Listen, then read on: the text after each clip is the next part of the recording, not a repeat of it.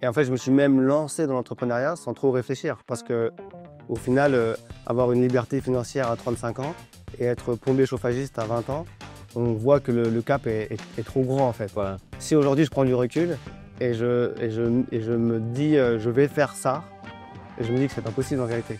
Donc lui, il habitait Angers, il n'avait pas le permis. Donc j'ai été le chercher à Angers en camion. En camion, Même matériel derrière. fonderie, exactement, t'as tout compris. Mais ma famille professionnelle, elle compte presque tout autant que ma famille, ma vraie famille personnelle, tu vois. Tu sens tout de suite si le mec il a envie de... Pardon, mais s'il a envie de te niquer. Ouais.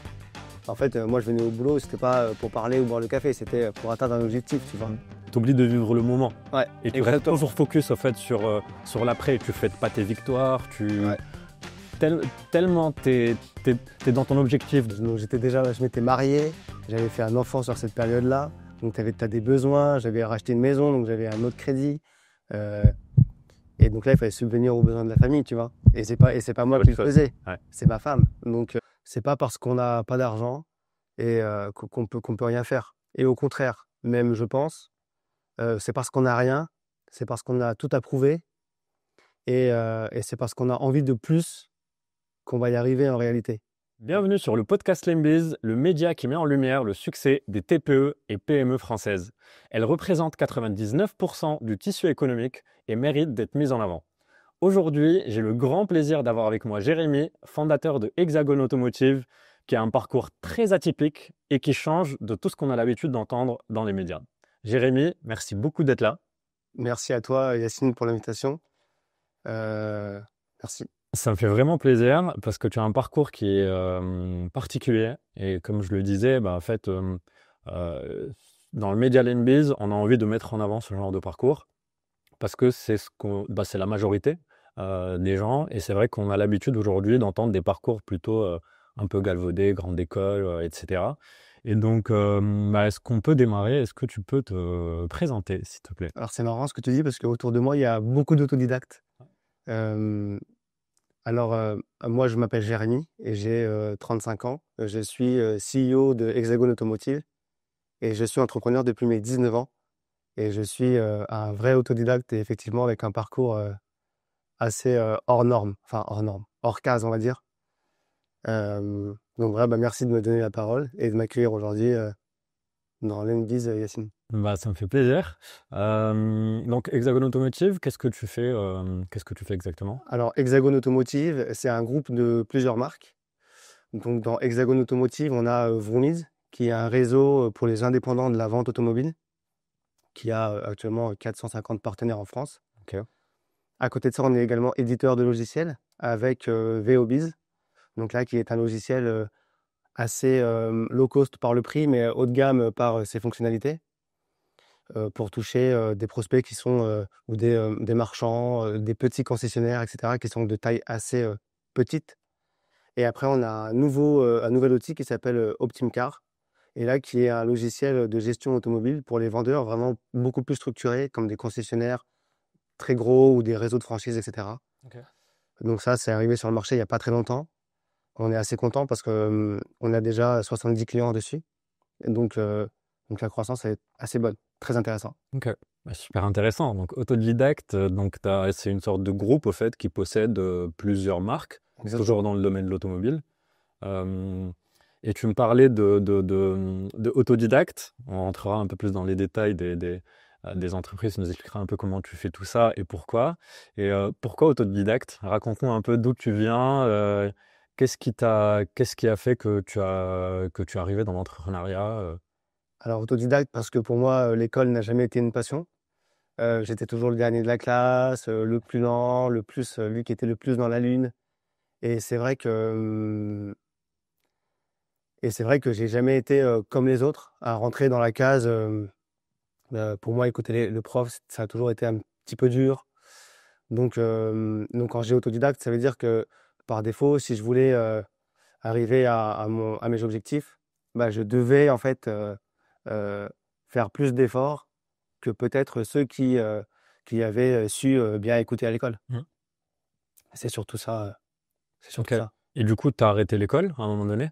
En fait, j'ai fait un CAP plombier chauffagiste. J'ai commencé à l'âge de 16 ans. Ok, À l'âge de 16 ans et à l'âge de 19 ans, j'ai monté ma première boîte. J'ai fait mes deux CAP en 3 ans. Donc CAP plombier, CAP chauffagiste. ok, Et après, donc ouais, je montais ma première boîte à 19 ans dans la plomberie. incroyable. Ouais. Ok. Et voilà. Et j'ai très vite compris que la plomberie, c'était bien, mais ça pouvait pas être exponentiel. Euh, et donc, et j'ai décidé assez tôt, en fait, d'arrêter ma boîte de plomberie et de partir dans un projet qui avait une envergure beaucoup plus nationale et un développement plus fort. Ok. Parce que du coup, dès le départ, au fait, tu avais envie d'entreprendre. Ouais. C'était quelque chose que tu voulais Ouais. faire depuis tout jeune. En fait, c'est pas franchement, enfin, c'est pas vraiment entreprendre que je voulais, mais ce que je voulais, c'était avoir une liberté, entre guillemets, financière à partir de l'âge de mes 35 ans. Et je Ok, savais que pour arriver à ça, ok. en fait, j'étais obligé de faire plus que les autres. Parce que quand je voyais les autres, évidemment, ils n'étaient pas, ils étaient pas avec une liberté financière à 35 ans. Donc, ouais, c'était surtout ça, en fait, mon leitmotiv. Mais c'est fou quand même. Enfin, tu as eu ce leitmotiv assez jeune. Généralement, les gens à 16 ans, 17 ans, 18 ans, Ouais. bah, ils sont un peu perdus, ils savent pas trop ce qu'ils veulent faire plus tard. Toi, tu pensais déjà à ta liberté financière à 35 ans. Est-ce qu'il y a quelque chose dans ton enfance ou ta jeunesse qui t'a fait, enfin, qui t'a donné envie Ouais, d'avoir cette liberté? je pense que oui. En fait, je suis je suis issu d'une famille euh, très modeste. Et mon père a beaucoup travaillé. Et donc, je le voyais partir tôt, je le voyais partir tard. Et ma mère, pareil, a toujours travaillé très tôt, très tard. Et je me suis rendu compte qu'en fait, la vie que je voulais, c'était pas celle-ci. Et donc, par défaut, je me suis dit, bah, moi, en fait, à votre âge, je veux pas vivre ce que vous vivez. Et du coup, je veux être beaucoup plus libre. Et donc, en fait, enfin, ma vie d'aujourd'hui, je suis beaucoup plus libre. Et ouais, c'est ça le. Incroyable. Ok. Et est-ce que tu savais vraiment dans quoi tu te lançais? Je... Parce que tu Pas du avais tout. Parce que tu avais personne dans ton entourage qui avait Non, entrepris, tes non, parents étaient salariés, donc tu non. savais pas du tout ce que c'était. Non, je savais pas du tout ce que c'était. Et, et en fait, je me suis même lancé dans l'entrepreneuriat sans trop réfléchir. Parce que au final, avoir une liberté financière à 35 ans et être plombier chauffagiste à 20 ans, on voit que le cap est trop grand en fait. À moins de devenir le directeur ou le gérant d'une très très grosse boîte dans la plomberie, ce qui est très rare pour le coup. Et il en existe, mais c'est très rare. Voilà, mais j'ai su très tôt qu'il fallait faire autre chose. Ok. Parce que les plombiers, ça gagne bien sa vie quand même, mais c'est sûr que tu peux pas avoir la liberté financière dans le sens où bah, si tu travailles pas et si tu n'es pas dans les chantiers, bah, tu gagnes pas d'argent. Exactement. Donc c'est là où tu perds un peu cette liberté financière de dire bah, en fait je peux faire ce que je veux et j'ai l'entreprise qui tourne. Exactement. C'était un peu ça l'idée. Exactement. Ok. L'idée, c'est que ça tourne un peu tout seul, entre guillemets, même si c'est jamais vraiment le cas, Oui. en fait, parce que même si on vend des abonnements, même si on a de la récurrence, même si au final, faut gérer les salariés, enfin, il y a tout un tas de choses à faire qui t'empêchent d'être libre à 100%. Surtout que moi, j'ai décidé quand même de rester CEO et donc de prendre part quand même à l'activité. Mais ouais. Ok. Et donc 19 ans, enfin 20 ans, première entreprise de plomberie. Tu as passé combien de temps? J'y ai passé 3 ans. Ok. J'y ai passé 3 ans et en même temps, j'ai acheté une maison à 20 ans, une très grosse maison d'ailleurs, que j'ai mis 2 ans et demi à rénover et à revendre. Le but vraiment, dès le départ, c'était de l'acheter et de la revendre. Ok. Euh, donc oui, j'avais cette soif en fait de faire de grandes choses, mais finalement qui était quand même assez, assez bloqué pour pouvoir grandir comme j'en avais envie. Ok. Ok. Ok. Et tu avais un associé à cette époque-là ou tu étais tout seul? Tu avais fait ton truc tout seul? À cette époque-là, j'avais un associé en plomberie. En fait, j'ai été salarié pendant 1 an et demi, je pense, Ok. dans sa boîte à lui. D'accord. Ok. Et je suis parti, j'ai monté ma petite boîte de plomberie tout seul de mon côté. Et il m'a rappelé en me disant, bah, coucou, j'ai envie de racheter une boîte. Est-ce que tu es chaud de le faire avec moi? Et donc, j'ai accepté. Et on est parti ensemble pendant 3 ans sur ce projet-là. Et après, quand j'ai vu effectivement que j'étais assez bloqué, même si on était monté on a racheté, j'ai fait 2 salariés, et on est monté à presque 10 salariés. Ok. Mais j'ai vu que c'était assez bloqué. Et puis c'est un métier qui est assez dur. Ok. Et 10 salariés, entreprise de plomberie, à peu près, ça fait combien de chiffre d'affaires? Un peu plus d'1 million. Ok. Un peu plus d'1 million. Ouais. Ok, ok. Et donc 3 ans, donc tu as 23 ans. Ouais. Et là, qu'est-ce que tu fais? Tu revends tes parts dans la société de plomberie? Je lui dis que je pars. Ok. Je pars 6 mois après Ok. pour le prévenir, enfin pour lui laisser le temps de Bien sûr. faire enfin, de se retourner ou voilà. Et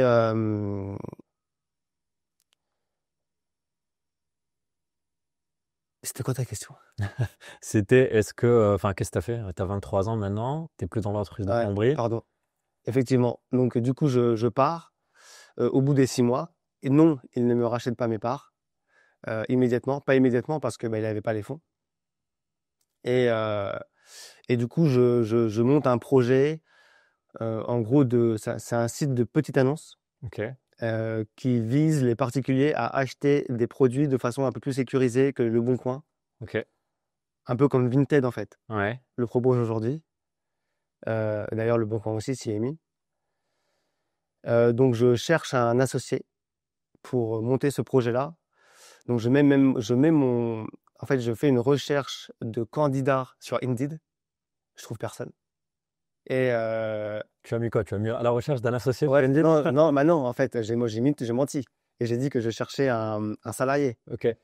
Et donc je me suis dit, je vais faire une stratégie. Le mec, il va m'appeler, je vais lui dire: «Bah, écoute, je te paye un petit peu, mais pas Ouais. trop, et puis au final, je te cède des parts». Bon, ça s'est pas du tout passé comme ça. Donc ce que j'ai fait, c'est que j'ai cherché après des CV, j'ai fait l'inverse et j'ai cherché les CV. Ok.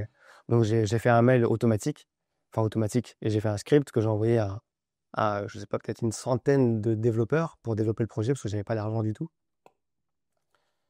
Et du coup, il y a une personne qui m'a répondu. Cette personne était de Angers. Le télétravail, c'était il y a 12-13 ans, Ok. le télétravail, c'était un peu galère. Mais il accepte parce qu'il a de la famille ici, de revenir bosser avec moi en fait dans un petit bureau au-dessus de ma boîte de plomberie. Ok. Et du coup, on bosse sur ce projet-là pendant 1 an et demi. C'est fou. Et donc lui, il a accepté de s'associer avec toi. Il a accepté de s'associer avec moi. Ok. En fait, en gros, je l'ai rémunéré pendant 6-7 mois et je lui ai cédé des parts. C'était le deal en fait, pour pouvoir bosser ensemble pendant 1 an et demi. Ok. Ok. Ok. Ouais. Et donc cette entreprise, elle a vu le jour ou pas? Et ben, en fait, on a créé la boîte, on a lancé le produit, on voulait faire une levée de fonds. Et en fait, entre-temps, j'ai appelé des amis d'enfance qui vendaient des voitures pour leur demander s'ils pouvaient mettre leur voiture sur mon site internet pour être peut-être aux prémices en fait des Ouais. premières réservations en ligne et tout, tu vois. Et ils m'ont répondu, bah écoute, nous on aimerait bien créer un site internet un peu comme le tien. Donc en réalité, est-ce qu'on ferait pas mieux de créer un truc ensemble avec un site internet et tout? Je leur dis: «Bah ouais, bah c'est bien les gars, mais moi je gagne pas d'argent là dans l'histoire, il faut que je gagne de l'argent parce que le projet, il faut qu'il continue à vivre et tout». Et du coup, on a trouvé la solution de récupérer leur outil Ok. et de créer du coup ce qu'allait devenir en fait Vroomez, une plateforme pour les indépendants de la vente automobile et les aider en fait à se structurer et à devenir plus visibles. C'est fou. Donc ça a 12 ans cette histoire. Enfin, En le fait, besoin est venu il y a ouais, déjà 12 ans. ouais. En fait, ouais, en gros, on a créé la boîte Vroomez, c'était en début 2017, mais si mi-2016, on commençait déjà à développer le projet. Ok. C'est fou quand même l'importance d'aller parler à des potentiels clients. À quel point c'est important. Ouais, et de Ça- sortir de sa zone de confort, aller chercher, ouais, Ouais. des choses improbables en vérité, Mm. mon premier associé et puis du coup mes autres associés qui allaient arriver, tu vois?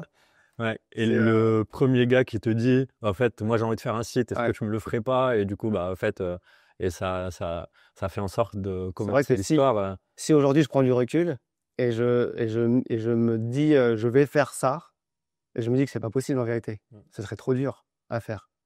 Mais il y avait cette insouciance, cette fougue, cette persévérance que j'ai toujours, mais de la jeunesse. Et puis, il faut pas se mentir, le chômage t'aide quand même à faire des choses Mmh. au départ. Ouais. Et puis ta volonté aussi d'atteindre son objectif. Oui, exactement. 23 ans, tu as en tête, bah, moi, il me reste quoi? Il me reste Exactement. 12 ans. Faut que je trouve un moyen Ouais. de sortir du mécanisme d'une entreprise de plomberie où tu es obligé d'être là tous les jours, etc. Et où tu vois que on utilise le mot un peu scalable, mais j'ai pas envie d'utiliser ce mot. Mais c'est-à-dire que tu peux pas, enfin, ça peut pas grossir à l'échelle. Et pour grossir, il faut absolument que tu recrutes des gens.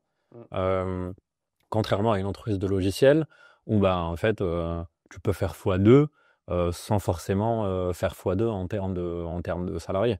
Exactement. Et tu as du récurrent, ça rentre tous les mois, tu sais combien tu vas faire le mois prochain, et tu n'as pas besoin de tous les débuts de mois d'aller chercher de nouveaux clients en fait. C'est vrai. Parce que tu as cette récurrence. C'est vrai que tu as raison. Tu es assez serein, entre guillemets. Après, tu parlais du mot scalable. C'est vrai que au bout de 9 ans, des fois, j'ai l'impression que je suis toujours pas scalable. Ouais. Tu sais, Ouais. Ok. mais bon, on arrive à durer dans le temps, on arrive à se structurer, etc. Mais après, ça, c'est ma vision de CEO et de perfectionniste. Tu sais, on peut toujours mieux faire en réalité. Ok. Et donc 23, donc tu as lâché ton entreprise, les débuts avec ton nouvel associé. Et donc, c'est à ce moment-là, c'est quoi, 1 an et demi après, 2 ans, vous créez Vroomies. Exactement. Et donc, Vroomies, à la base, vous faites quoi? C'est des sites internet à la base? En fait, Vroomies, à la base, assez rapidement, en fait, c'est un outil donc c'est un outil où les pros peuvent gérer leur facturation, leur stock, leur diffusion d'annonces sur des portails comme Le Bon Coin, La Centrale, etc. Ok.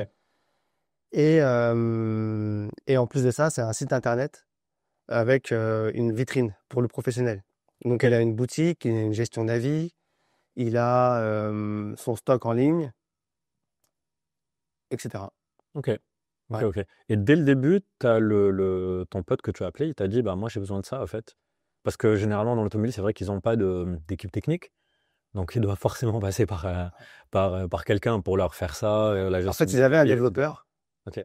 Ils avaient un développeur, ils ont développé un outil qui tenait pas forcément très bien la route. Et du coup, quand nous, on est arrivés, donc avec Julien, mon premier associé dans l'histoire, Ok. lui qui était développeur, on a décidé de retravailler tout, de recréer, en fait, à part le produit. Donc, nos nouveaux associés, ils ont gardé leur outil. Ok. Et, et nous, du coup, on a développé entre guillemets, le même, mieux et plus performant. Ok. Ok. Ok. Et Avec des bugs, beaucoup de bugs. bah bien sûr, ça de toute façon c'est les débuts, hein. Si tu n'as pas de bug, on dit souvent si ton produit est nickel et parfait, Ouais. c'est que c'est déjà trop tard. En fait, c'est que tu l'as mis trop tard en face du marché. Et toi, c'est vrai que quand t'as appelé ton pote, bah t'avais pas encore grand-chose. T'avais juste une sorte de mini site de petites annonces où tu voulais juste qu'il mette ses annonces. Au fait, Ouais, ça c'est s'est ça. totalement transformé en une boîte qui gère la vitrine, le site, les avis. Les différents sites où tu peux mettre tes annonces comme Le Bon Coin, La Centrale, etc. Donc, c'est quand même passé d'un business model, je pense, qui était très compliqué, d'un business de Ouais, petites annonces, ouais, c'est clair. à un business model au fait, d'abonnement et de récurrence. Ok. Et donc, ton associé de l'époque, enfin, c'est toujours le même aujourd'hui? Oui, Ok. mon premier associé de l'histoire, Hexagone Automotive.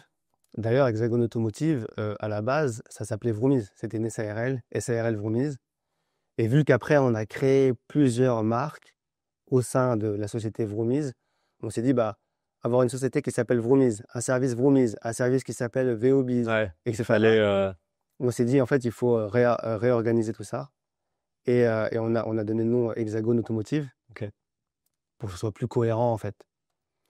Et oui, donc Julien, mon premier associé, il est toujours là. Et il s'occupe toujours de la partie technique, mais il chapeaute plus la partie technique, gestion serveur, de très haut, en fait, pour être sûr qu'il n'y a pas il y a pas de Ouais. plantage Ok. que tout reste cohérent, quoi. Ok. Mais maintenant, on a une équipe de quatre développeurs. Et quand vous vous êtes rencontré avec Julien, ça s'est passé comment? Est-ce que tout de suite vous avez su que vous allez bosser ensemble ou est-ce qu'il y a eu un petit temps d'adaptation où vous avez appris à vous connaître? Comment ça s'est passé? C'est toujours très intéressant de connaître les histoires d'associés parce que c'est quand même une histoire qui dure depuis, t'avais 6 ans maintenant. ouais, depuis 13 ans, 12 ans. Et, et donc, ouais, c'est toujours intéressant de savoir un peu comment ça s'est passé, comment vous vous êtes mis d'accord et qu'est-ce qui a fait que tous les deux vous vous êtes dit, bah, en fait, ce gars-là, je peux bosser avec lui pendant 10 ans, 20 ans, 30 ans. En fait, franchement, on s'est pas trop posé de questions. Ok. En fait, moi, j'avais un besoin. Lui, il a adhéré au besoin. Julien, c'était un geek puissance 1000. Moi, je connaissais pas du tout les geeks. Moi, je savais même pas c'était quoi créer un site internet. J'étais super loin de ça. J'avais fait un cahier des charges, mais un cahier des charges, quand il l'a vu, je pense qu'il a rigolé. Euh, et du coup, quand il a accepté, j'ai été assez surpris, moi-même en fait, puisque moi-même, pour de vrai, j'y croyais pas trop à l'histoire. Et en fait, donc lui, il habitait Angers. Il n'avait pas le permis. Donc j'ai été le chercher à Angers en camion. En camion, Avec mon matériel derrière. fonderie, exactement, t'as tout compris. Et, euh, et on a fait son déménagement, donc je l'ai aidé à déménager. Et voilà comment il s'est retrouvé à 1 kilomètre de chez moi. C'est fou. Ouais, à 1 kilomètre de chez moi, à 300 mètres du bureau. Et, euh, et puis du coup, très vite, ça a assez matché. Ok. Après, lui, il a voulu une complicité, une plus grosse complicité dès le départ, qu'on soit un peu amis, par exemple. Et moi, j'avoue que j'ai mis un peu les freins. Je lui ai dit que je ne voulais pas être son ami, mais que je voulais bien le faire rentrer dans ma famille entrepreneuriale. Moi, j'avais déjà fait du business avant, donc je voulais avoir une petite distance en fait entre. Enfin, je voulais pas qu'on passe des soirées à des soirées beuveries ou des soirées Ok. comme je passe avec mes amis, avec mes associés. Je voulais garder un peu cette distance de respect en fait. Et et d'ailleurs, il n'a pas très bien compris ça. Ok. Il n'a pas très bien compris, mais je pense qu'au final, aujourd'hui, je pense qu'au final, aujourd'hui, il a compris. Et il se dit que, effectivement, peut-être que heureusement qu'on a gardé une certaine distance de respect. Et d'ailleurs, aujourd'hui, franchement, pour pas te mentir, Yacine, mais, euh, mais ma famille professionnelle, elle compte presque tout autant que ma famille, ma vraie famille personnelle, tu vois. Ok. Mais c'est très particulier, cette histoire de vouloir séparer un peu les deux, parce que c'est vrai que quand on est jeune, je sais pas, moi je vois le parallèle avec mes associés, tu vois, Yoann et JB. C'est vrai que bah, on a fait pas mal de choses ensemble, on part une fois par an ensemble pour essayer de se retrouver, parce qu'on est tous les trois en fait séparés, Yoann à Saint-Étienne, JB en Belgique, et donc du coup on fait en sorte de se retrouver pour garder un peu ce lien-là, tu vois. Et donc on fait des beuveries, tu vois. Et moi, je trouve que ça rassemble un peu. Mais toi, du coup, tu as décidé de te dire, en fait, moi, ça, je le laisse de côté. J'ai mes amis avec qui je fais ça. Mes associés, je veux que ça reste euh, Business, business. exact. Business. Après, attention, j'ai pas dit que j'avais pas fait de beuverie avec Non, Julia, mais tu vois les ce que autres je veux dire. Mais oui, associés. bien sûr. Mais je voulais pas qu'on soit amis. Amis, C'est-à-dire amis. que les familles se voient. Ouais, voilà, les familles se voient, quand enfin, être ton confident.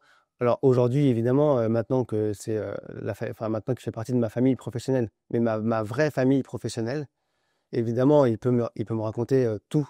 Et moi, je sais que je peux aussi tout lui raconter. Mais je pense que cette étape-là doit prendre du temps dans le, dans le, dans le, dans l'alchimie, en fait. Ok. Ouais, ça doit prendre son temps, quoi. Ok. Mais tu as vraiment dû lui vendre une supervision au début pour que le gars déménage, aille dans un endroit où il connaît personne. Tu as dû lui vendre un truc de fou. Franchement, je sais pas. Peut-être même qu'il s'est dit au bout de 6 mois, il m'a rabaqué, je sais pas.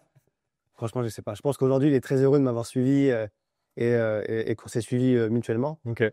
Mais c'est vrai que, mais c'est vrai que je pense qu'au début, pendant un an, il a dû se dire, allez, il m'a arnaqué, c'est sûr. Mais du coup, comment on faisait en termes financiers? Toi, t'avais pas encore, enfin, vous n'avez pas encore de famille, vous avez rien à Non, l'époque. rien du tout. Yeah. Moi, j'avais vendu ma première maison. C'est que ça a dû tomber au même moment. Donc, j'ai pu acheter 2, 3 PC, payer le loyer peut-être pendant un an et demi. Après, je m'étais fait un petit loyer au-dessus de ma boîte de plomberie. Ok. Euh, Donc, ouais, on a commencé comme ça. On a commencé comme ça. Après, moi, j'étais aussi au chômage. J'avais des allocations Ok. chômage. Et, et voilà. Après, ça a été un peu galère parce que les allocations chômage, elles se sont coupées. À un moment, ça se coupe. Et je gagnais toujours pas assez d'argent. Donc vous arrivez toujours pas à vous payer, au fait, tous les deux? Non, en fait, vos remises avant de se payer, moi, j'ai mis peut-être 1 an et demi, Ok. 2 ans. Et en plus, je suppose que quand tu te payes, c'est pas 4000 balles. Ouais, Comment en fait, ça? j'ai mis 1 an et demi peut-être à me payer le SMIC. Ouais, ok. Au bout d'1 an et demi, je me payais le SMIC. Ok. Pour être honnête, là, je voulais arrêter. C'est vrai.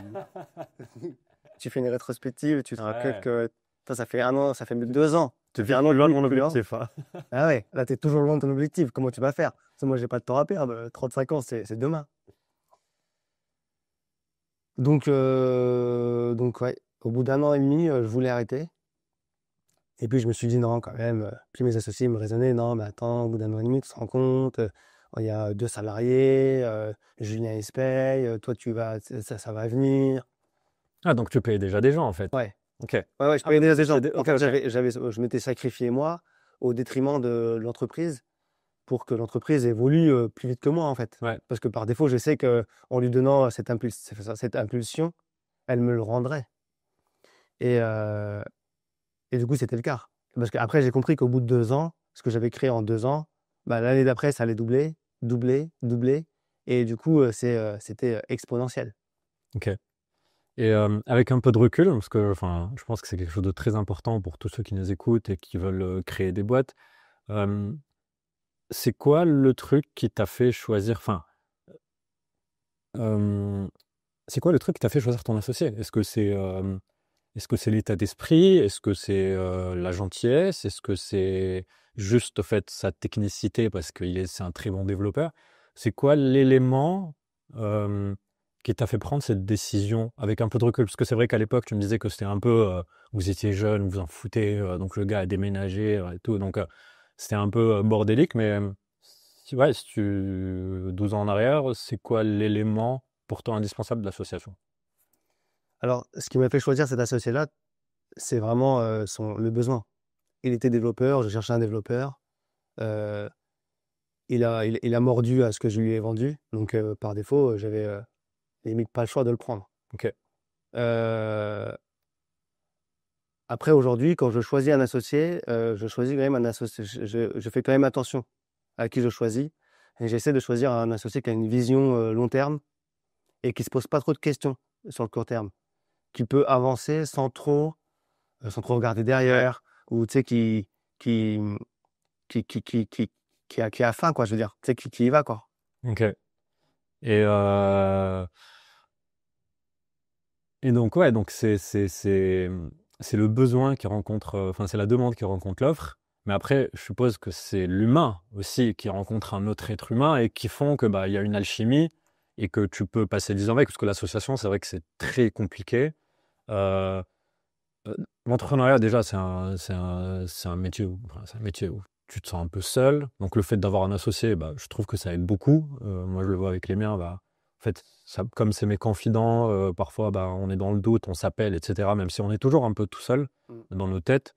Euh, et je pense que les relations humaines jouent aussi. Il faut qu'il y ait un fit humain pour quand même passer avec quelqu'un plus de 10 ans Oui, oui, c'est vrai. de sa vie. Oui, tu as raison. Ça, c'est des choses qui se sentent naturellement, en Mm. fait. Tu sens tout de suite si le mec, il a envie de... Pardon, mais s'il a envie de te niquer. Ouais, Dès le départ, tu sens, non, le mec, il est là comme toi, en fait, pour les mêmes idées que toi, pour faire du business, pour avancer ensemble. Tu le sens dès le départ. Mais après, le mec, tu le connais pas forcément. C'est au fur et à mesure du temps que tu apprends à le connaître.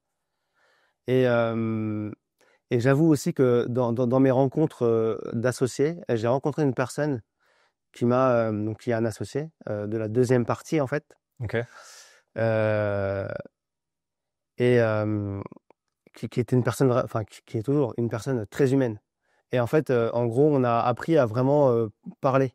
Moi, j'étais un peu une personne un peu repliée sur moi, business, objectif, on y va, on fonce, on va y arriver.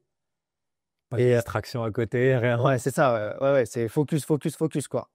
Et, euh, et lui, en fait, il a réussi un peu à m'apaiser, à me parler, Ok. tu vois, à arrondir les angles, mais toujours avec bienveillance. Et lui, ça faisait déjà un moment qu'il faisait du business. Et du coup, il a mis en moi un peu plus d'humain que Ok. le business, tu vois. Et aujourd'hui, c'est vrai que en partie grâce à lui et et grâce à tout ce que j'ai entrepris depuis mes 19 ans. Je mets beaucoup d'humain en fait dans mes business et dans mes associés. Ouais. Ok, ouais, parce qu'on voit qu'on peut être un robot, mais ça marche pas à un moment donné. Si tu veux créer des équipes et si tu veux Exactement. créer de belles boîtes, Ouais. faut toujours ramener un peu d'humain, même si enfin, j'allais dire t'étais humain, mais ce que je veux dire, c'est que tu avais une certaine sensibilité, mais peut-être que tu la gardes à l'intérieur. Ouais, c'est ça. Ouais, c'est ça. Je m'obligeais à être focus Ouais. pour atteindre mon objectif. En fait, moi, je venais au boulot, c'était pas pour parler ou boire le café, c'était pour atteindre un objectif, tu vois. Mm. Et j'étais hyper focus. Mm. Mais qu'est-ce qui a fait, qu'est-ce qui a... Donc, il y a le gars là que tu as rencontré qui a fait que, bah, en fait, Ouais. tu es ouvert un peu, mais tu trouves pas que c'est un peu mieux quand tu t'ouvres un peu et Bah, je trouve ça un peu mieux. que tu relâches un peu, au fait, la pression? Parce que j'ai l'impression que quand tu restes dans ce truc-là, hyper focus, t'as que ça en tête, t'as zéro distraction, t'es toujours à fond, j'ai l'impression que tu vis pas, t'oublies de vivre, au fait, t'oublies de vivre le moment. Ouais, Et tu restes exactement. toujours focus, au fait, sur l'après. Tu fêtes pas tes victoires, Ouais, tellement t'es dans ton objectif de 35 ans en liberté, ouais, que je pense que tu as du mal à, même quand tu as des petites victoires, tu te dis, ouais, mais je suis toujours pas arrivé à ce que je voulais, en fait. exactement. Et C'est en fait, jamais assez. aujourd'hui, je suis toujours insatisfait de ce que je fais. Et tu as raison, je me force en fait. Et c'est pas naturel chez moi de fêter une victoire. Je me force vraiment à essayer de les fêter, même si malheureusement on les fête pas tous parce que se forcer c'est pas naturel. Mhm. Euh, et c'est vrai que aujourd'hui je prends beaucoup plus de plaisir à faire du business parce que je fais du business comme j'ai envie de le faire. Euh, alors qu'avant j'étais hyper focus. Et en vrai, j'ai jamais pris de plaisir pour de vrai sur mes 10 premières années. Enfin 10 premières années. Ouais, même un peu plus que mes 10 premières années d'entrepreneuriat. Sincèrement, j'ai pas pris de plaisir. Et tu sais, j'étais même mal en moi, en fait, parce que je sortais jamais de cette décompression. Pas de vacances, le soir, le matin, la nuit, enfin, tout le temps, quoi. Et du coup, ouais, Mais c'est ce qui fait aussi, c'est ce qui fait là où tu en es aujourd'hui. exactement, c'est cette persévérance. Et sans cette persévérance, je sais que je n'aurais pas pu, enfin, je pense que je n'aurais pas pu le faire. Mm.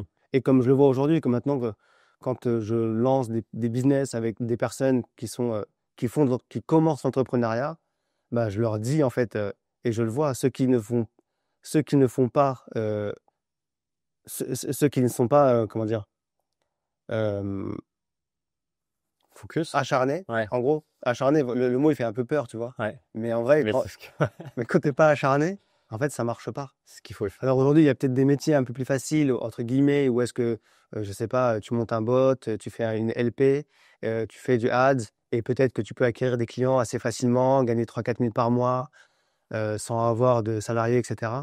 Peut-être qu'aujourd'hui, ces choses-là sont plus faciles, ou plus faisables en tout cas, qu'il y a 10 ans. Mais, ouais, Ouais, ok. Je comprends très bien l'acharnement et je suis tout à fait d'accord. ouais, Faut avoir qu'un seul but, au fait, c'est ta boîte, parce que c'est.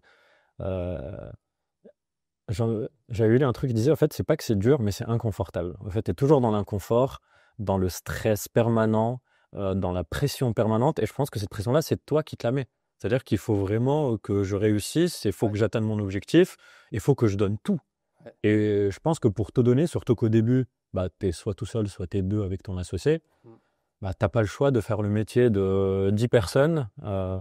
Et bah, forcément, dans la journée, si tu n'es pas focus, bah, tu n'as rien d'autre à faire que de bosser. Et le week-end, pareil. Ouais, c'est ça. Et puis de toute façon, tu veux pas échouer. Tu veux pas échouer, donc tu es obligé de tout donner Mm. pour ne pas échouer. Et puis c'est vrai que quand j'ai démarré Vroomies, ce qui est aujourd'hui Hexagone Automotive, bah moi, mon chômage, il s'est coupé. Donc je vivais sur mes petites économies de la maison que j'avais vendue. Euh, Tu voyais que ça partait petit à petit. Bah ouais. Et puis ma femme, elle avait donc je m'étais marié, j'avais fait un enfant sur cette période-là. Donc t'as des besoins, j'avais racheté une maison, donc j'avais un autre crédit. Euh, et donc là, il fallait subvenir aux besoins de la famille, tu vois. Et c'est pas C'est moi qui autre le chose. faisais, Ouais. c'est ma femme. Donc c'est moi qui le faisais avant. Et d'un coup, t'as plus rien. Tu pars même plus en vacances. Tu fais plus rien, tu vois. Et ta vie, elle change. Et donc, c'est ta femme, du coup, qui subvenait aux besoins. Exact. Ouais. Incroyable. Et c'est ma femme avec un petit salaire qui subvenait aux besoins. Et moi, je m'étais fait un pécule d'économie et je m'étais dit, en gros, bah, pendant 6 mois, je peux piocher dedans, mais je subvenais moins que pour ma femme. Ok. Incroyable cette histoire. Ouais. C'est très cool d'avoir quelqu'un à tes côtés Ouais. qui te soutient dans ce genre de décision. Ouais. Que j'allais te poser la question. C'est quoi, enfin, qu'est-ce qui t'a fait tenir, en fait, pendant ces moments de galère et de doute, tu vois? Et du coup, j'ai un élément de réponse aussi. C'est mes associés qui m'ont aidé. C'est mes associés qui m'ont aidé à garder le cap, à garder cette énergie et à croire au projet. Et c'est vrai que ma femme, elle m'a beaucoup poussé. Et d'ailleurs, elle me pousse encore. Tu vois, aujourd'hui, j'ai 35 ans. Donc, j'ai atteint ma date limite de péremption De l'objectif de de liberté. l'objectif. Attends, et il y a 3 ans, je monte une boîte immobilière. Enfin, j'ai un ami qui veut monter une boîte immobilière avec moi, une agence immobilière. Et donc, je rentre à la maison et tout, et je lui dis, Julien, il veut monter une boîte, il est chaud pour monter une agence immobilière, mais je sais pas trop si je dois le faire parce que mon objectif, il est bientôt atteint. Et enfin, tu sais, je suis à ma date là, et là, je me relance dans un truc et tout. Mais elle me dit, mais est-ce que tu as 35 ans maintenant? Et je dis non. Bah, elle me dit, bah, Vas-y. pourquoi tu réfléchis en fait? Tu vois? Et c'est vrai qu'elle elle a toujours eu cette bienveillance de me laisser faire mon entrepreneuriat et même de ramener à la maison les galères, de vivre des fois le soir peut-être à un mauvais moment parce que toute la journée, tu étais hyper stressé, hyper en toi, hyper, tu vois? Ouais, c'est vrai qu'elle m'a beaucoup épaulé là-dessus, ouais. Ok. Et Et même mon fils aujourd'hui, avant l'interview, mon fils, il m'a fait un bisou, il m'a dit: «Papa, je t'aime, ça va être trop bien avec Yacine». Il a 7 ans, il est trop mignon, tu vois? ok. Et donc, ça te fait du bien. C'est Ouais, grave. ok. Ouais, ouais. Mais du coup, ça veut dire quoi? Ça veut dire que après 35 ans, tu veux plus monter de business? Et ben, Donc, tu pouvais plus faire ça? alors en fait, j'ai vu les choses différemment. Parce qu'arrivé à 35 ans, en fait, je me suis dit: «Bah, est-ce que tu as atteint ton objectif d'arrêter?» Et je dis: «Bah, est-ce que tu peux arrêter?» Concrètement, si je voudrais arrêter de travailler, je pourrais et garder peut-être une petite rémunération le temps que les boîtes elles tournent, heu, si elles peuvent encore tourner. On sait que des fois, c'est des cycles, donc Hmm. tu sais, c'est quand même risqué d'arrêter, tu vois? Bah, bien sûr. Il faut continuer à développer et Continuer à investir. développer et Sinon, cetera. je meurs petit à petit. Ouais. Et puis en réalité, je me suis dit: «Mais en fait, pourquoi je ferais pas ce que j'ai envie, comme j'ai envie?» Et donc aujourd'hui, par exemple, sur Hexagone Automotive, donc j'ai pris de la hauteur, j'ai embauché des personnes pour structurer, donc directeur, responsable des OP, et cetera. Et aujourd'hui, la boîte est beaucoup plus structurée, donc elle a beaucoup moins besoin de moi. Donc moi, j'interviens surtout dans les grosses prises de décision, entre guillemets, dans les caps, sur les routes, donc route 2025. On est en train de réfléchir à la route 2026. Est-ce qu'on va faire des salons? Est-ce qu'on va le budget, et cetera. Les relations partenaires, je m'occupe plus de ça. Ok. Mais du coup, j'ai la chance de pouvoir le faire quand je veux, où je veux. Heu, Tu vois, la semaine dernière, par exemple, j'étais, en vacances. En réalité, j'ai travaillé 2-3 heures par jour, Hmm. heu, mais de mon point de vacances, tu vois? Et c'est un rythme qui te convient, en fait. C'est Carrément. Ouais, carrément. Et ça me convient. Et maintenant, depuis que je fais ça, je suis heureux. ok, incroyable. Donc là, tu commences à prendre du plaisir. Là, je prends du plaisir. C'est fou. Là, je m'amuse beaucoup plus qu'avant. Alors qu'avant, je faisais des choses qui étaient, beaucoup plus folles, tu vois? Ok. Entre guillemets, parce que quand tu montes une boîte et que tu as tout à enfin et que tu j'allais dire rien à perdre. Mais si, en fait, ton projet, tu as tout à perdre. Surtout des années. Ouais. Moi, je voulais rester focus, donc j'étais comme un dingue. Mais Donc là, tous les projets que tu fais, c'est des projets plaisir où tu vas que juste kiffer et ouais. t'amuser dans ce cas. Maintenant, ce que je fais, c'est des projets, plaisir.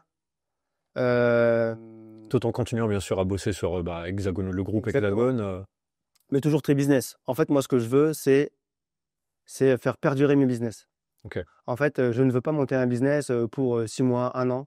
Ça, j'avoue que ça m'intéresse pas trop, c'est fatigant, c'est énergivore. Ce qui m'intéresse, c'est de monter des business qui vont perdurer dans le temps et et qui vont, toujours, contribuer à ma liberté, pas que financière, mais à ma liberté, de vie. Ouais. Ouais, ouais. Aujourd'hui, c'est ça T'es libre dans ma le plus grosse temps, dans réussite aujourd'hui, c'est l'espace. ça. Ouais. C'est ma liberté, de vie, en fait. Ok. Et ouais, tu parlais de, tu travailles sur un peu sur la vision et le long terme en fait de tes boîtes. j'ai vu que tu avais sorti récemment une charte Hexagone Automotive. Tu peux en parler un peu? C'est quoi Alors, on exactement? l'a appelé le pacte. Ok. C'est assez fort comme mot. Toi, t'aimes bien les mots forts comme ça. Ça, c'est un peu fort. En fait, j'ai travaillé avec le directeur développement et le responsable des opérations. Ok. Euh, En fait, on voulait, en gros, alors déjà créer un document qui allait servir à tous les nouveaux, qu'ils sachent en gros la valeur de la boîte, qu'ils connaissent où on va, comment on a fait pour en arriver là, les règles de la vie en entreprise. Et c'est vrai que par exemple, tu vois, dans les règles de la vie en entreprise, mais en fait, il y a beaucoup de bienveillance. Il y a pas de, il y a pas de performance, on parle pas de Ok. performance, on parle pas de ramener du résultat, on parle pas de tout ça en fait. On parle d'être bienveillant avec les autres, d'écouter les autres, de les monter vers le haut et de pas les descendre. On parle de ça. Et donc en fait, l'idée de ce pacte, c'est simplement aider les nouveaux qui rentrent dans l'entreprise d'avoir une vraie vision et une vraie culture d'entreprise et de montrer à ceux qui sont là que bah, on est toujours derrière et qu'on est toujours là. Et même si le CEO, bah, des fois, il n'est pas là pendant 3 mois, parce que des fois, je suis pas là pendant 3 mois, eh bien, en fait, si, je travaille, je contribue et je fais des choses importantes pour que l'entreprise continue de monter et de croître. Ok.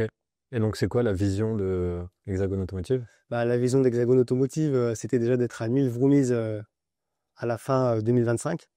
On n'est pas 1000 du tout. Ok. Donc en fait, on se donne toujours des objectifs qui sont hyper larges. L'objectif de Hexagone Automotive, c'est de continuer en fait à aider les professionnels de la vente automobile à se digitaliser, donc avec les nouvelles intelligences, etc.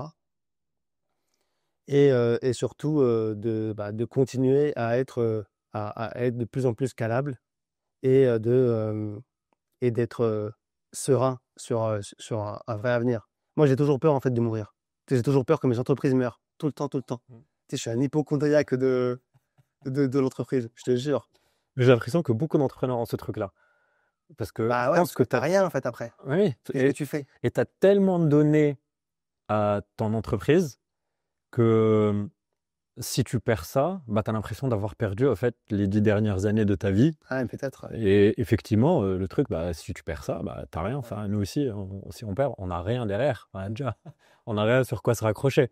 Et donc, c'est vrai que tu as toujours cette peur-là de.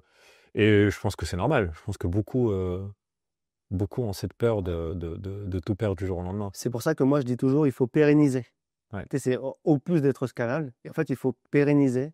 Il faut s'assurer du revenu. Il faut s'assurer que le business soit viable, écouter ses clients. Il faut ouais, Et pérenniser, trop il important. faut voir le. Il faut voir le. Faut créer des entreprises pour le long terme. Exactement. Et je trouve que c'est difficile aussi. Et du coup, ouais, ça me fait penser à une question. Euh, Toi, quand tu as monté Vroomies, du coup, tu savais pas vraiment où vous allez. Euh, et ta vision, elle est venue rapidement ou elle s'est construite avec le temps? Ça s'est construit avec le temps. En fait, Vroomies, au début, c'était ça, c'était un site d'annonce, un logiciel de gestion Ouais. pour les pros qui rejoignaient le regroupement. Mais voilà. Et du coup, maintenant, tu penses que tu as vraiment une vision pour les 10 prochaines années ou tu penses que ça va encore évoluer? Pour les 10 prochaines années, c'est compliqué. Oui, c'est Je vrai pense, qu'aujourd'hui, 10 ans, c'est vrai que c'est trop loin, sur 5 ans, ah ouais, peut-être. avec les métiers enfin, Ah, ça change trop vite. les électriques, autonomes, Ouais. les locations courte durée, longue durée. En fait, il y a trop de facteurs qui bouleversent Mm. le marché depuis 7-8 ans, je sais pas, peut-être même 10 ans. Tout est bouleversé, en fait. Donc, on est toujours obligé de se réorganiser, de se restructurer. Et puis, il y a des nouvelles lois, les garanties mécaniques, Ouais. 3 mois, 6 mois.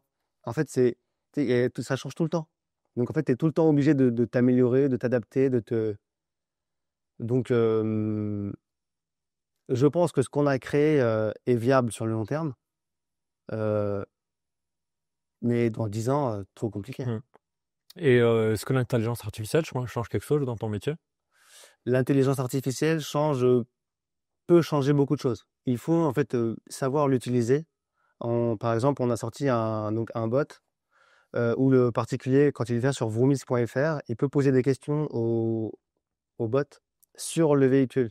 Et donc, il peut avoir des réponses sur le. Donc, ça, déjà, c'est le partenaire qui décide de l'activer ou de ne pas l'activer. Et après, ça va piocher des questions, enfin des réponses par rapport à l'annonce, mais sur des réponses qui sont un peu en back-office. Ok. Par exemple, on a fait ça, on a fait, par exemple, toujours pour les annonces, mais là pour la diffusion des annonces sur les supports, comme je disais, sur Le Bon Coin, Autoscout, etc. On a des descriptions, et là, en fait, c'est pareil, c'est un bot qui vient créer les descriptions. Donc, en quelques clics, en fait, automatiquement, on se retrouve avec une description hyper complète, hyper qualitative, et on met en avant ce que le particulier a envie de voir. Des fois, tu vois des annonces, il y a écrit à l'intérieur notre super garage, top garantie. On s'en fout de ça, en fait. C'est quoi ta garantie? Voilà. Est-ce que tu es bien noté? Est-ce que tu as une belle image? C'est ça qu'on veut. Ça change un peu, ça peut peut-être changer des annonces qu'on a l'habitude de voir avec 2 lignes, avec les points, Ouais. avec les Ça se fait pour, différents tiers. vraiment. Voilà, c'est ça. Quelqu'un qui n'a pas les capacités pour le faire, ou même quelqu'un qui a les capacités, en fait, il va aller beaucoup plus vite. Ça fait gagner beaucoup de temps. Ça fait gagner du temps.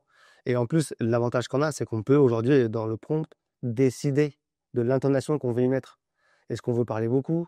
Est-ce qu'on veut être pragmatique? Je sais pas.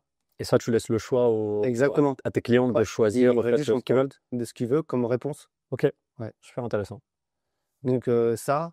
Et après, il y a aussi il y a d'autres sujets, mais pour l'instant, je ne peux pas trop. C'est encore c'est encore en cours Ok, de dev. ok. Et vous êtes combien aujourd'hui? Aujourd'hui, avec les associés, on est une vingtaine. Ok. C'est tout le groupe Hexagone Automotive. Ouais, c'est ça. Ok. Et tout le groupe Hexagone Automotive, aujourd'hui, on est une vingtaine. Après, on a décidé de restructurer aussi les entreprises. Par exemple, les développeurs, ils ne sont pas dans Hexagone, ils sont dans une autre entité du groupe. Ok.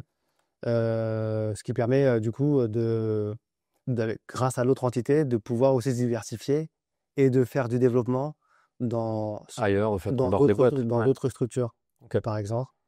Ok. On a fait ça sur d'autres, je veux dire d'autres, sur pas mal de petits points. Ok. Et comment tu recrutes? Qu'est-ce que tu cherches chez les gens quand tu les recrutes?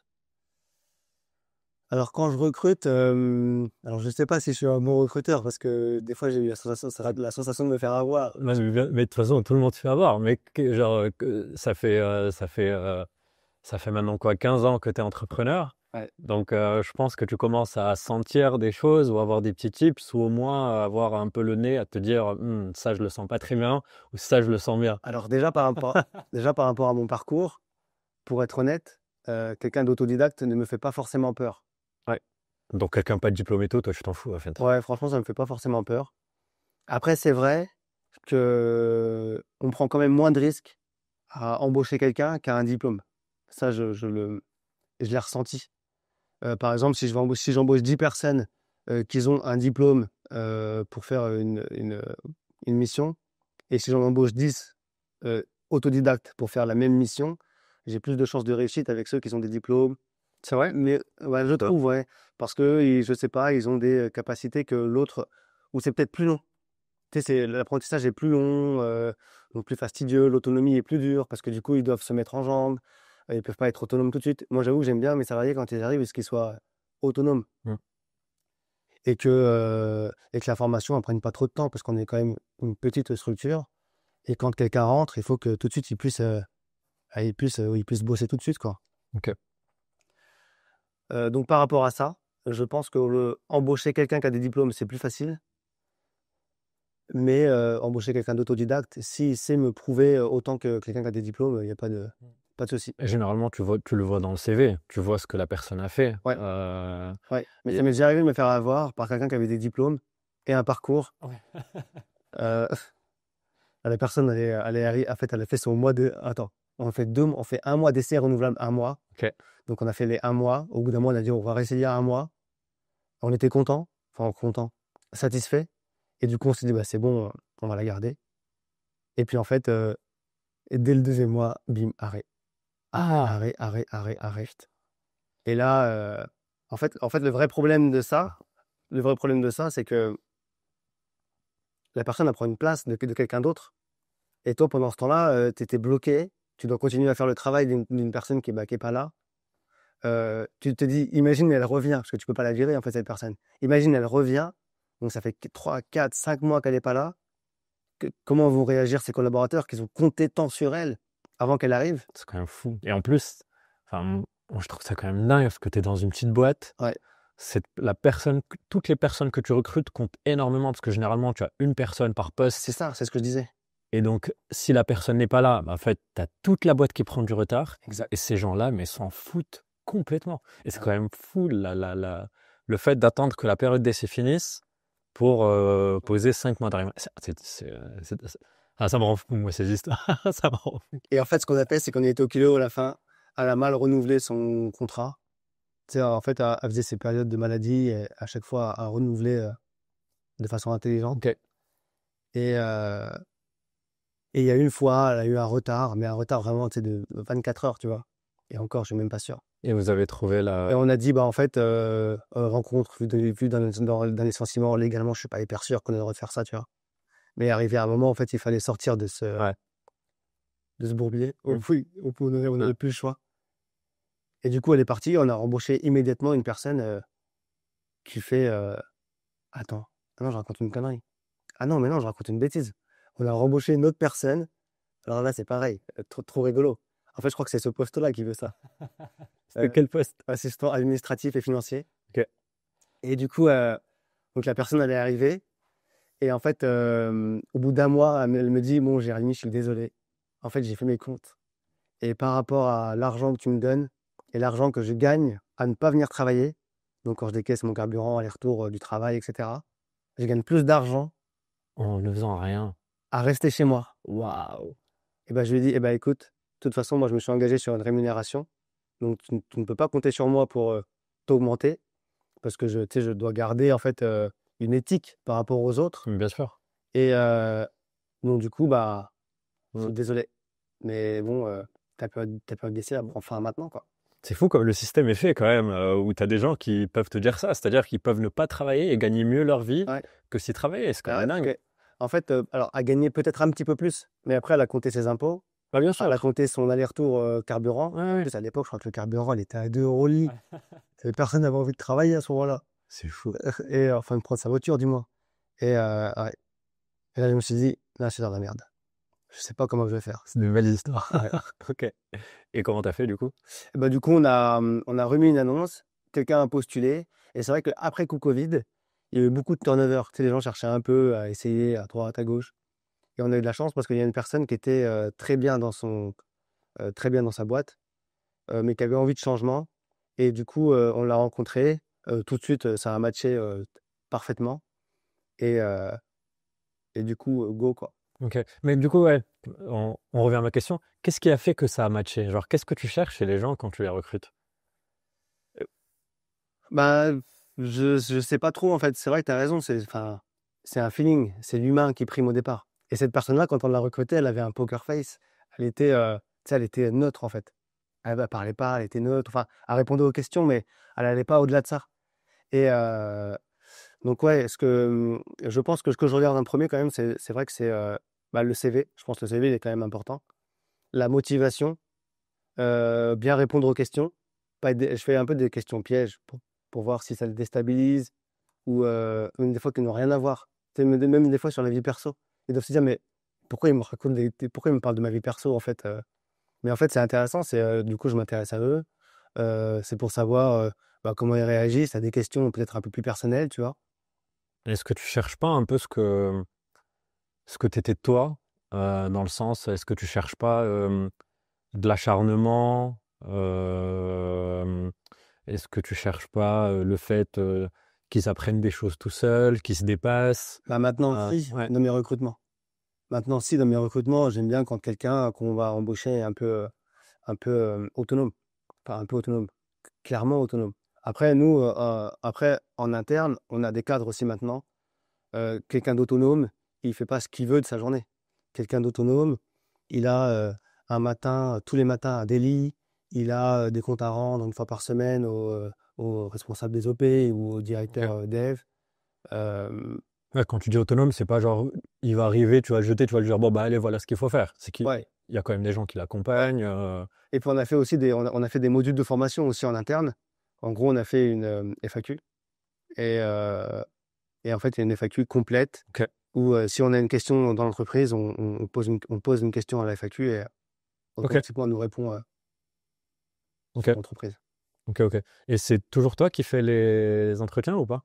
Non, Non, ça y est, non, je ne les fais plus. c'est maintenant le DG que tu as mis en place? Ouais, en fait, donc il s'appelle Pascal. C'est lui et Julie Ok. qui est la responsable administrative et financière Ok. de Hexagon Automotive. C'est les deux ensemble et ils font un très bon duo de choc. Et Julie avec son poker face Ah bah oui, c'est la fameuse euh, bagarre. C'est ok. et Pascal avec. Franchement, j'aimerais pas passer un entretien avec eux deux, hein. Trop dur. Ok. Non, C'est vrai que tu as une Pascal belle est très équipe. cool. Tu as une équipe très sympa qui te ressemble d'ailleurs. Ouais. J'avais eu l'occasion de les rencontrer. Très très cool. Ouais, au salon, ouais. Ouais. Très très sympa. Et c'est vrai qu'on a tendance à. Enfin, moi je le vois souvent. Les équipes ressemblent quand même aux fondateurs. Oui, c'est vrai. Euh, Ouais. enfin, je sais pas, que c'est quelque chose dans l'ambiance, dans le mindset, dans d'où est-ce qu'ils viennent, leurs Ouais. histoires, etc. J'ai l'impression que oui, nos histoires se voient à travers nos équipes, en Et fait. j'ai une anecdote par rapport à ça. Je pense au bout de 6 ans, 7 ans, je ne sais pas trop, quelque chose comme ça, j'avais l'impression d'avoir fait le tour en fait, chez Vroomese. Ça s'appelait pas encore Hexagon Automotive. Et j'avais l'impression d'avoir fait le tour. Et puis j'avais surtout l'impression d'être un directeur. Moi, je veux pas être un directeur, je veux être un entrepreneur, je veux faire du business, je veux qu'on crée des trucs. Mais en fait, on était devenu tellement gros qu'il fallait tout le temps recruter. C'était un moment qui était un peu dur. Et j'avais l'impression que j'étais plus aligné dans mes propres valeurs. Et je m'amusais.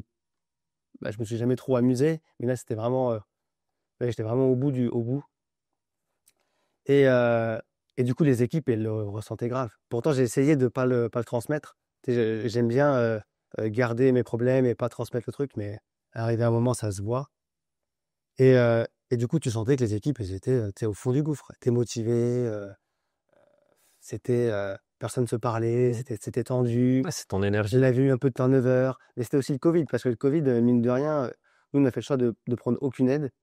Et, euh, et c'est vrai que le Covid, mine de rien, quand tu perds, je sais pas, on a perdu peut-être 90% de notre rémunération. Pendant 2 mois, c'était une galère de ouf. Bah ouais, parce que tout le monde ferme. Automobile, tout à fait. Le mec, il ferme, lui qui te paye sa récurrence, il dit, bah moi, je te la paye pas, je ferme. Ah non, mais attends, c'est pas comme ça que ça se passe. Bah, mais désolé, de toute façon, je peux pas. Euh, donc non, c'est vraiment une galère. C'était vraiment une galère. Ok. Et du coup, en fait, ce que j'ai fait, c'est simple. Et je les ai tous pris dans mon bureau. Et je leur ai dit, bon, écoutez, euh, je suis pas heureux. Je fais un travail de directeur. Incroyable. Ça me plaît pas. Donc, Ok. désolé, en fait, de faire quelque chose que je n'aime pas. Mais vous devez comprendre que, en fait, que que vous avez décidé d'être là. Moi, aujourd'hui, je suis là, mais au fond de moi, franchement, j'ai plus trop envie. Et du coup, j'ai décidé de changer ça en prenant un directeur, du coup, donc Pascal, le directeur développement, et qui m'a aidé au début à être un peu RH, un peu plus RH, tu vois, dans le relationnel, à restructurer en mettant en place des RMA. Donc, c'est des réunions mensuelles d'activité. Ok. Donc, en gros, tous les mois maintenant, on fait des récaps sur ce qui s'est passé le mois d'avant, sur ce qui va se passer le mois d'après, avec une belle présentation. Donc les réunions individuelles, etc. On a mis en place beaucoup, beaucoup de choses pour humaniser un peu l'histoire, parce que du coup, j'avais pas trop de côté humain à ce moment-là. Ok.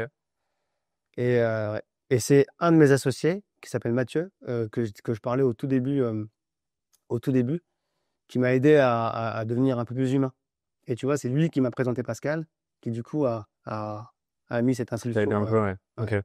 Mais moi, je trouve que c'est déjà très humain de, de regrouper toute ton équipe et de leur dire, les gars, moi, je suis pas bien ici. Ouais, c'est vrai. Enfin, ça demande énormément de courage Ouais. de faire ça parce que généralement, on veut toujours se voiler un peu la face pour montrer que tout va bien, qu'on est bien et faire en sorte d'impulser une énergie positive. Et le fait de faire ça, moi, je trouve que enfin, ça demande du courage. C'est vrai que c'était dur. Sincèrement, je pensais à le faire, mais j'ai laissé un peu traîner. Bah, je dirais pas que j'ai laissé traîner quelques mois, mais ouais, j'ai laissé traîner peut-être une bonne semaine. Ok, En me disant, il faut que je le fasse, il faut que je le fasse. ok. Et c'était Et quoi ils leur m'ont tous réaction? écouté. Bah, franchement, trop bien, ils m'ont tous écouté. Ils m'ont tous dit, bah ouais, c'est vrai, de toute façon, on se rend compte que en ce moment, euh, l'ambiance est pas terrible. Euh, mais on comprend. Ils ont tout de suite compris, en fait. Ils ont même été empathiques par rapport à la situation. Et tout ce qui a découlé après, tout s'est fait hyper naturellement. Parce qu'ils ont compris, en fait, mon positionnement, ma santé mentale à ce moment-là aussi. Et du coup, tout a découlé de source. Un an après, je suis parti aux États-Unis 3 mois. Et donc, le télétravail chez nous, c'était, on veut pas trop en entendre parler. Euh, donc il faut être du présentiel, il faut montrer, il faut prouver, il faut. Et du coup, ils m'ont tous soutenu dans ma démarche de partir, ou du moins, je l'ai bien vécu. Après, peut-être qu'effectivement, en interne, c'est c'est pas exactement rose ou quoi, mais Non, mais c'est cool. aujourd'hui, je sens que l'équipe est heureuse, en tout cas, l'équipe est écoutée, et je sens que c'est apprécié. Bah, c'est que tu t'es bien entouré, je pense aussi. Exact. C'est que ton équipe, c'est pour ça que je t'ai dit, ton équipe te ressemble beaucoup. Enfin, c'est des gens qui sont très cool, Ouais. qui sont très empathiques, qui sont très avenants. Et donc, c'est que je pense que tu as réussi à recruter les bonnes personnes bah, qui t'ont compris et qui Mm. continuent de comprendre et qui continuent de te soutenir parce qu'ils sont encore là. Ouais. C'est vrai que depuis quelques temps, du coup, on n'a plus du tout de turnover. Mm. Plus du tout de turnover, les gens restent. Des fois, ça m'arrive le soir d'arriver et de proposer aux équipes qui sont encore là, s'ils veulent rester, boire un coup. Donc, il y a plutôt une bonne ambiance dans Ok. dans les équipes. Ouais. Et j'avais beaucoup de questions, mais du coup, on les a tous un peu fait au fur et à mesure. Ouais. Donc, en fait, c'est trop cool parce que tout découle, tout coule tout seul. C'est quoi, ça fait 15 ans maintenant que tu entreprends. Euh, c'est quoi la différence entre le Jérémy des débuts et le Jérémy d'aujourd'hui? Qu'est-ce qui a changé? Bah, le Jérémy du début, c'est un Jérémy hyper focus, qui regarde que ses objectifs. Et aujourd'hui, et qui est pas très heureux. Et aujourd'hui, bah, franchement, je suis vraiment épanoui. Euh, je regarde toujours les objectifs, mais je les regarde avec de la hauteur, en fait. Donc, je suis moins à me, à me tordre en deux moi-même, ou même les équipes, de toute façon, je les tords pas aux deux, mais tu sais, je suis moins à me tordre en deux moi-même. Et du coup, le Jérémy d'aujourd'hui est beaucoup plus apaisé, beaucoup plus humain, et, euh, et il fait surtout du business qu'il a envie de faire. Mm. Ouais, parce que du coup, je pense que l'humanité est venue avec un peu l'apaisement que tu as retrouvé ou la sérénité que tu as trouvé peut-être dans le business, ou en tout cas Ouais, ouais, avec carrément. tes valeurs. Ouais. Depuis que je m'écoute plus moi, depuis que je m'écoute plus moi, je suis, ouais, franchement, ouais, beaucoup plus humain, beaucoup plus apaisé. Ouais. Depuis que j'ai arrêté ce mode un peu focus, on fonce, quoi. Ok. Non, mais c'est vraiment cool d'en parler parce que c'est vrai que la santé mentale des entrepreneurs, on en parle peu. Ouais. Généralement, on est plus là à taper dessus Ouais. que d'essayer de les comprendre. Ouais. Et c'est vrai que c'est pas simple tous les jours, les décisions ne sont pas simples tous les jours. Et on a beaucoup de pression sur les épaules qu'on garde souvent pour nous-mêmes. Même quand tu es bien entouré, Mm. tu as ta femme qui te soutient, tu as tes associés, tu as ton équipe. Je pense qu'il y avait beaucoup de choses avant d'annoncer ça à tes salariés que tu gardais vraiment au fond de toi-même jusqu'au jour où tu te dis, bon, ça y est, Ouais. en Ouais, fait, carrément. là, il faut vraiment que je fasse ce que j'ai envie de faire parce que sinon, je pourrais pas continuer comme ça et je vais partir en burn-out, quoi. Ouais, carrément. Bah, je pense au fond de moi, j'ai dû faire un micro burn-out où vraiment j'étais vraiment au bout, tu vois. Et même d'en parler, j'avais les dents qui serraient, j'étais vraiment pas bien. Et pourtant, la boîte, elle faisait tu sais, on était en. Ah, bah, ça, elle est bien. La boîte, elle est trop bien, hein. Mais toi, en fait, t'as ce truc-là au fond de toi où tu veux toujours faire plus, où du coup, tu cours partout tout le temps. T'es fatigué, en fait. Ouais. T'es épuisé. Et franchement, depuis que j'ai pris de la hauteur, je le vis beaucoup mieux. Pourtant, je prends des décisions qui ont beaucoup plus de valeur, qui sont beaucoup plus réfléchies, mûrement réfléchies. Parce que quand tu n'es pas focus à faire, je sais pas, ta compta ou, ou un petit flyer marketing, parce qu'on va pas se mentir, hein, quand t'es patron, tu t'amuses à faire un petit flyer, tu fais ton article sur ton blog, tu cours partout, tu fais tout et rien en vérité. Ouais, c'est ça. Bah oui. T'es un peu le couteau suisse. Ouais. Et du coup, depuis que j'ai pris de la hauteur et que je prends des décisions beaucoup plus stratégiques et à forte valeur ajoutée, l'entreprise performe encore plus en réalité. Depuis que j'ai pris ce recul, en réalité, j'ai l'impression qu'on fait encore plus de choses et on va encore plus loin. Et on atteint même des, des, des, des stats que limite, je ne pensais même pas atteindre aussi vite en fait. Mm. Non, mais c'est hyper impressionnant. Parce que c'est vrai qu'il n'y a pas beaucoup d'entrepreneurs qui seraient capables de faire ça. Et généralement, un entrepreneur ne veut pas laisser la main. Il veut toujours garder ce contrôle. Parce qu'on a aussi peut-être besoin de ce sentiment de tout contrôler, de tout savoir, de voir tout ce qui se passe. Et je trouve que c'est dur de s'en extirper et de sortir un peu la tête de ce truc-là, de mettre quelqu'un à la place et de dire, en fait, cette personne-là saura 1000 fois mieux faire que moi. Ouais. En fait, toutes les personnes que j'ai recrutées, à chaque fois, je les recrutais parce qu'elles étaient meilleures que moi. Donc, par défaut, moi, j'avoue que ça me fait pas hyper peur. D'ailleurs, trop bien, recruter meilleur que soi. Par contre, effectivement, bah, j'aime bien maîtriser la chaîne. Mm. Tu sais, Ouais, ouais, c'est ça. j'aime bien être sûr que mon information soit bien passée, ou j'aime bien être sûr tu sais, d'avoir un retour quand même assez rapidement, parce que moi, je l'attends, le retour. Tant que j'ai pas le retour, je suis pas très très bien. Euh, donc, c'est vrai que déléguer cette partie-là, je sais pas si je suis encore capable. Peut-être qu'un jour, je serai capable. Mais tu l'as fait. Enfin, Ouais, mais de déléguer vraiment la partie stratégique de l'entreprise. ah oui, ok. Bah, Tu vois? ouais, OK, on va faire un salon, mais 40 000, c'est parti, on y va. Tu sais, ça, je pense que j'ai encore envie de dire: «Non, non, non, les 40 000, viens, on les prend et on les met dans du ads et peut-être qu'on va atteindre les objectifs que tu as vraiment envie d'atteindre». ouais, D'ailleurs, quels sont tes objectifs? Tu vois? ouais. Ça, j'ai envie de le garder encore. Mm. Ouais, parce que ah, Mon bébé? c'est ta vision, ouais, c'est ce que j'allais dire. C'est ton bébé, c'est ta vision. Donc c'est normal que tu gardes cet objectif-là de stratégie. Euh, et quand tu vois dans les grosses boîtes, tu as toujours le CEO et tu as le DG. Et tu as Ouais, généralement le CEO qui, lui, sera dans des fonctions un peu plus stratégiques. ouais, Et tu as le DG qui, lui, va appliquer, en fait, les décisions stratégiques qui ont été prises. ouais, c'est vrai ce que tu dis. Ok. Bon, on commence à arriver un peu à la fin. Tu penses que tu as... Enfin, j'ai l'impression que maintenant, tu as réussi ton premier objectif, qui est de la liberté aux 35 ans. Tu y es. Ouais, en fait, j'ai pas arrêté de travailler, Alors oui, bien sûr.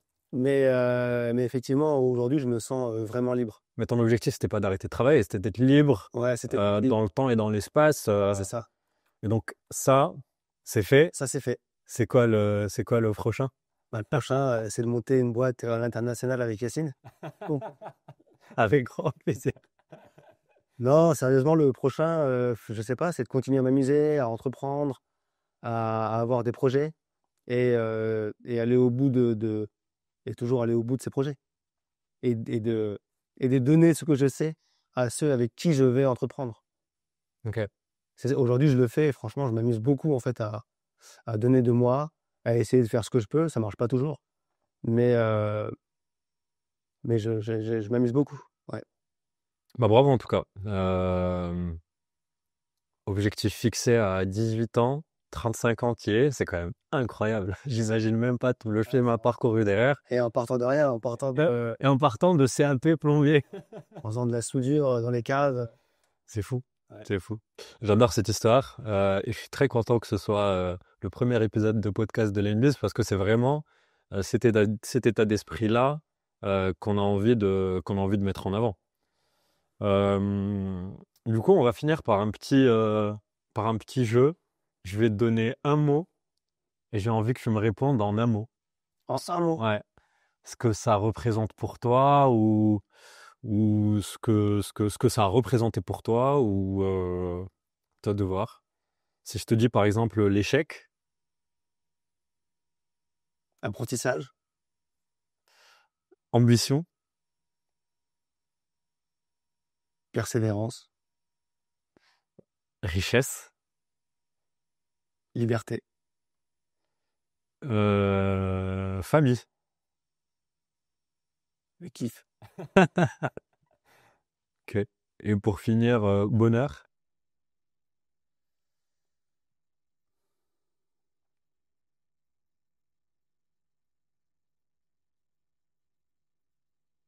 entrepreneuriat. Puisqu'aujourd'hui je m'amuse, c'est ce que j'allais te dire. Qu'aujourd'hui je m'amuse, franchement, à, j'ai appris à aimer quelque chose que je n'aimais pas. C'est rigolo, hein. Ouais. Et franchement, et, et j'allais même à l'inverse. Parfois, je me disais, ok, c'est bon. En fait, Jérémy décroche. Tu sais, ça ne sert à rien à 20 heures de répondre à tes mails enfin 20 heures, à 21 heures pendant ta série Netflix. Regarde ta série tranquille, c'est pas grave, t'inquiète. Demain matin, tu pourras faire ton mail. Et en fait, je me forçais à faire ça, et limite de me forcer à ne pas à le faire, ça me rendait malade. Alors qu'aujourd'hui, je le fais et je me dis, bah, trop bien en fait. En quoi ça me gêne de le faire? C'est fou ce changement d'état Tu d'esprit. vois ce que je veux dire? Je sais pas, est-ce que ça t'est déjà arrivé ça? De, de te mettre une barrière à quelque chose et en fait de mieux vivre une fois que tu t'es dit, mais pourquoi est-ce que je me mets cette barrière? Hmm. C'est vrai. Ah mais oui, oui, non mais clairement. Clairement, j'étais un peu comme toi au début, à mettre beaucoup de barrières, à être que focus sur ça. Ouais. Et c'est vrai que quand tu lâches un peu, bah, tu commences à faire les choses différemment. Mm. Mais toi, c'est pareil, c'est grâce à ce focus-là, en fait, que tu as réussi avec tes associés à créer Exactement, ton entreprise et à faire ce que tu fais aujourd'hui. exactement, exactement. On va finir sur ça, sur la persévérance et le focus, qui sont 2 éléments, indispensables pour, monter ta boîte et surtout, pour la réussir et pour créer une équipe, et pour créer quelque chose, bah, qui va durer dans le temps. Donc, merci, beaucoup Jérémy, de nous avoir un peu parlé de ton parcours, qui est, incroyable. J'espère que les auditeurs, seront contents d'entendre ces histoires et surtout de se dire que, pour entreprendre, hem, on n'est pas forcément obligé de faire des grandes écoles, ou d'avoir, beaucoup d'argent et qu'on peut entreprendre en fait, parce qu'on en a envie et on peut créer, n'importe quelle boîte, en étant totalement autodidacte. En commençant par un CAP plomberie. Exactement. Très bien dit, Yacine. Merci beaucoup pour ton invitation. C'était un plaisir pour moi pour une première interview. Ouais, c'est vrai, c'est ton premier podcast. C'était dur. Non, je plaisante. Non, évidemment, merci déjà de m'avoir donné la parole. Je suis très heureux de pouvoir donner ce que j'ai appris. Et effectivement, tu as raison, c'est pas parce c'est pas parce qu'on ne sort pas de grandes écoles, c'est pas parce qu'on n'a pas d'argent et qu'on peut rien faire. Et au contraire, même je pense, c'est parce qu'on n'a rien, c'est parce qu'on a tout à prouver et c'est parce qu'on a envie de plus qu'on va y arriver en réalité. Et je pense même que des fois, des gens qui vraiment n'ont absolument rien ont beaucoup plus faim que ceux qui ont déjà. Et c'est pour ça que j'essaie de mener la vie dure à mon fils. Je lui fais croire qu'on n'a rien. Et il se rend compte qu'il a un peu de chance quand même. OK, Merci Yacine. très beau témoignage. Merci beaucoup. Merci à vous et merci d'avoir écouté, le premier podcast de l'Enbiz. Au revoir.